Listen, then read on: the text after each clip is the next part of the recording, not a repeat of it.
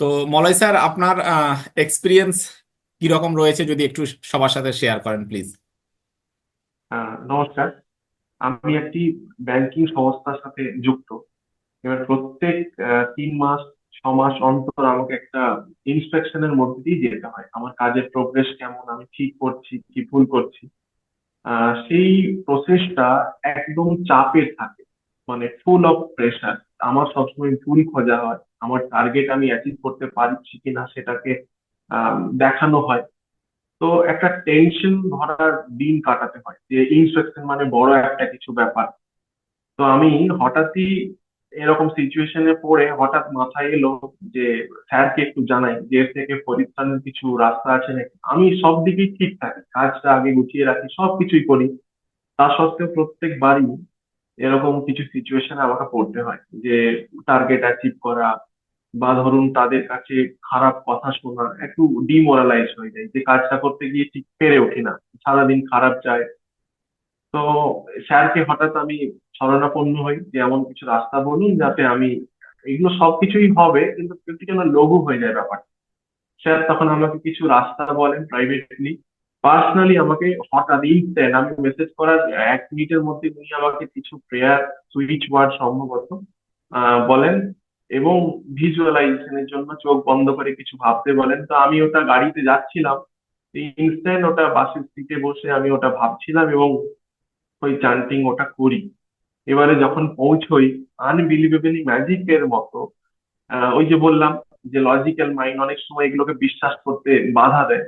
আমি পৌঁছলাম অফিসে এবং আমার সামনে দুজন আমাদের অফিসার ছিলেন। তো দেখলাম শুরু থেকে যাওয়ার পরে ওনারা খুব বন্ধুত্বপূর্ণ আচরণ করছেন। ওনাদের সাথে আগে আমি কাটিয়েছি অনেকটা মুহূর্ত, কিন্তু ওনারা আগের বার হয়তো বা তারও আগের বার, আজ প্রায় 8-10 বছর ধরে চলছে এই জার্নিটা, এরকম হয়নি কখনো। তো যাওয়ার পরেই ওনারা বন্ধুত্বপূর্ণ ভাবে আমার সামনে হঠাৎ একটা গান চালালেন। ওই গান চলতে চলতে আমাদের কাজ শুরু হয় এবং মাথার মধ্যে কোনো প্রেশার যায়নি। ওনারা সবকিছু আমার কোঅপারেট করলেন, বা যেগুলো ভুল সেগুলোকে কিভাবে শুধরাতে হয়, পুরোটা বন্ধুত্বপূর্ণ একটা পরিবেশের মধ্যে দিয়ে কাজটা কাটলো।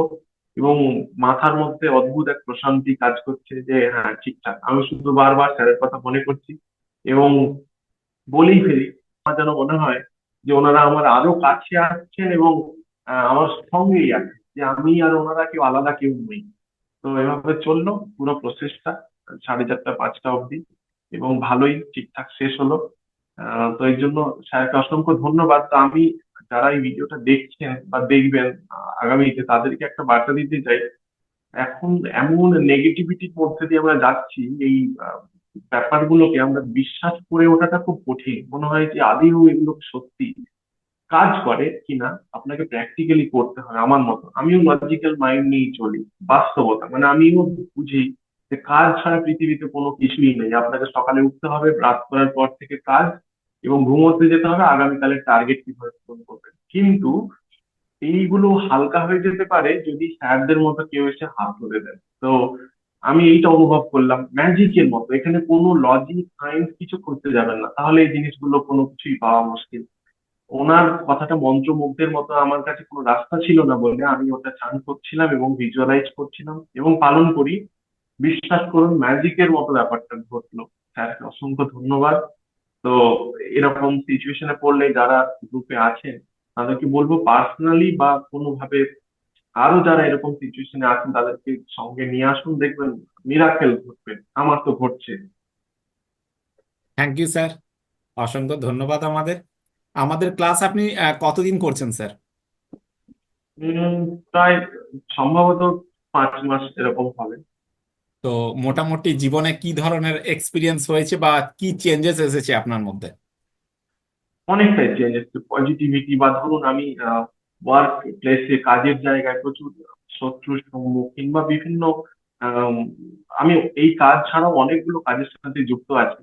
তো সমস্ত জায়গায় দেখতাম কি আপনাকে ঠিক উঠলে কেউ না কেউ টেনে নামানোর ব্যাপার একটা থাকবেই।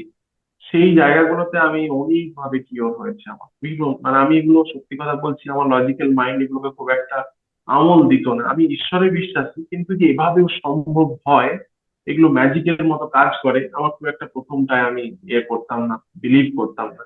কিন্তু আস্তে আস্তে যখন প্র্যাকটিক্যালি এগুলো কাজ করলো, স্যারের গাইডেন্সে আমি এগোলাম, অনেক চেঞ্জেস এসেছে। না আমি সেভাবে পেরে উঠি না, কিন্তু যেই কাজগুলো স্যার বলেন আমি সেগুলো 100% না হলেও 90% চেষ্টা করি মন থেকে করার, এবং তার কিন্তু রেজাল্ট পাই। আপনাদেরও বলা, যদি কেউ এগুলো মন থেকে করে ডেফিনেটলি রেজাল্ট পায়, 100% পায়। অসংখ্য ধন্যবাদ আপনার এক্সপিরিয়েন্স সবার সাথে শেয়ার করার জন্য। আর সবাইকেই আপনি যে বার্তাটা দিয়েছেন, আশা করি সবাই এটা ভালোভাবে বোঝার চেষ্টা করবেন।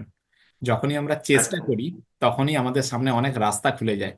প্রথম কথা হচ্ছে চেষ্টা করা, যে আমি এটাকে নিউজটাকে আমি দেখি, কিভাবে আমি সেটাকে প্রসেস করব। কেউ প্রথম শোনাতেই যদি নেগলেক্ট করে দেয়, রিজেক্ট, রিজেক্ট যদি ফার্স্ট থটেই যদি রিজেক্ট করে দেয়, তাহলে ব্যাস ওখানেই এন্ড, দা এন্ড। কিন্তু কেউ যদি ভাবে যে ঠিক আছে, এটা তো শুনলাম, আচ্ছা দেখি স্যার মিথ্যে বলছেন না সত্যি বলছেন, আচ্ছা দেখা যাক, এইভাবে স্টেপ বাই স্টেপ যদি কেউ আসেন, তাহলে এটাই হবে। ঠিক আছে স্যার।